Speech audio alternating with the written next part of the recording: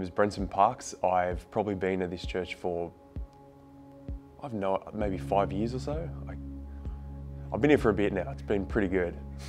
I ended up here because I was doing a film with some friends who were Christian. I didn't really know it at the time, nor did I know really what Christian was. But after I kind of got to know them a lot during the the filming, and then afterwards they called me in a cafe reading this.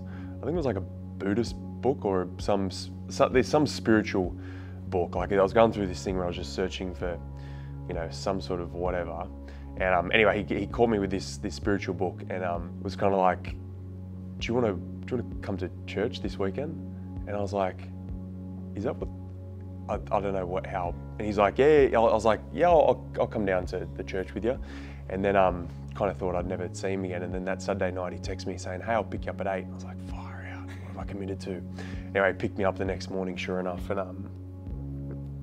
I hopped in the car, and I've heard a lot of, I used to watch a lot of Family Guy and Simpsons, and I've heard a lot about the church and, leave your wallet in the car and, stuff like that. And, I kind of went real skeptic and rocked up at this building, and, I met, Ori was the first person I met, and I was like, far out, who's this guy?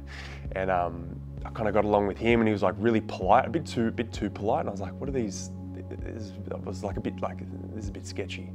And then I met Pastor James, who I was like, he walked out on the stage. I kind of expected some wizard to walk out, some old bloke to, they'll be, go to sleep or whatever. And this young fella walks out with this fedora. I was like, far out, who's this guy? And he was super engaging and entertaining, and the people were obviously so nice. And the thing that, and I think I've touched on this before, but we were inside and I'd connected with the nice people. I got the free coffee, and I established that this was a nice place. But the thing that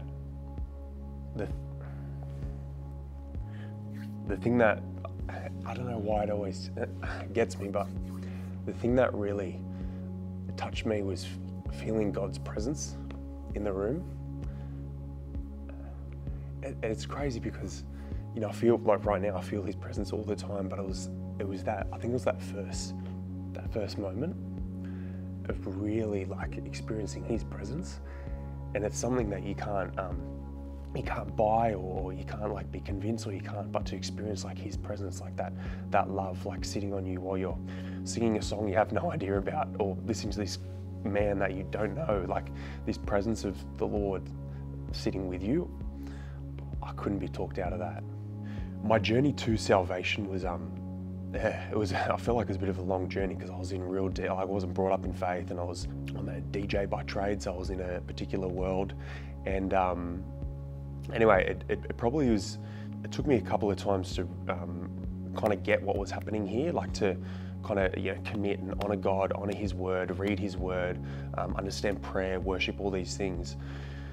But I thought I knew. I got water baptized, I gave my salvation, I did all these things, started reading it was amazing. My life was radically changing, I don't want to get into it now, but crazy prayers were being answered. But it was literally only last year, man, that I was down in Canberra with my girlfriend before she was my wife, and I said to her, I was like, man, I feel really stuck. I don't have that fire for God like I used to.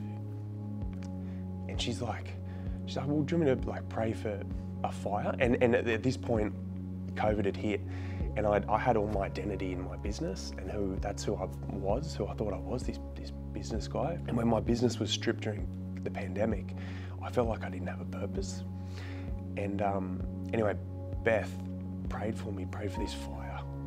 And I went back to Sydney, and this freaking prayer man ignited. I started spending all these nights with the Solomons, going to dinner there. Obviously, that's going to be amazing when you're eating with them. But the conversations every single night, eating with these guys, George driving, the fear of God, and the love, the scripture, and all, him preaching every single night. And this is what I always thought I was all in, but I'm telling you, I went all in these nights of listening, and I went reading and watching freaking YouTube and all this amazing. I literally went all in, preaching and sharing with my friends, bringing my family back together, sharing with all these people. God really proper stepped in at this point. And I cannot, like, if there's anyone watching right now that feels like you're all in, or you're scared to go all in, because God will move. I have a beautiful wife. I have a baby on the way.